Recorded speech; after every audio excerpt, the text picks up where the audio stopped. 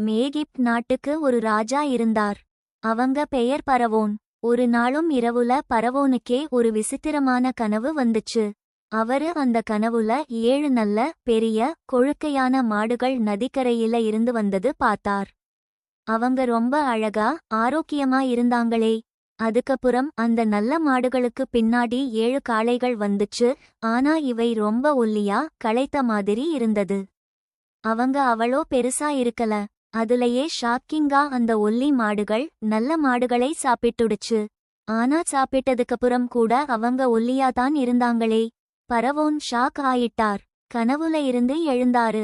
கொஞ்சம் நேரத்துக்கப்புறம் அவர் இன்னொரு கனவு காண்றாரு. இந்த தடவையும் 7 நல்ல கோதுமை கம்பிகள் வெயில்ல நன்றாக வளருது.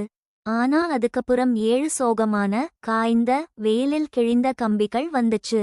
அந்த காய்ந்த கம்பிகள் நல்ல கம்பிகளை சாப்பிட்டுடுச்சு. பரவோனுக்கு ரொம்ப பயமாயிடுச்சு. இந்த கனவுக்கு என்ன அர்த்தம் என்று யாரும் சொல்ற மாதிரி இல்ல. எல்லா பண்டிதங்களையும் கூப்பிட்டு பார்த்தாரு. ஆனா யாரும் புரிய வச்சிக்க முடியல. அப்பதான் பரவோனின் பணியாளர் ஒருத்தர் யோசேப்பை நினைச்சாரு. ஐயா, நான் சிறையில இருக்கும்போது ஒரு இஸ்ரவேலியன் இருக்காரு.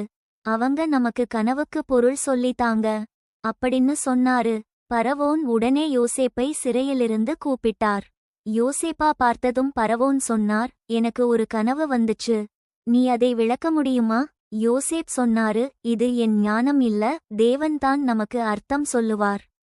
அப்ப யோசேப்பு சொன்னாரு, 2 கனவுகளும் ஒரே அர்த்தம் தாங்க. எகிப்துல 7 வருடம் நல்ல விளைச்சல் வரும். அதுக்கப்புறம் 7 வருடம் பசிக்காலம் வரும். அந்த பசிக்காலம் ரொம்ப கடுமையா இருக்கும்.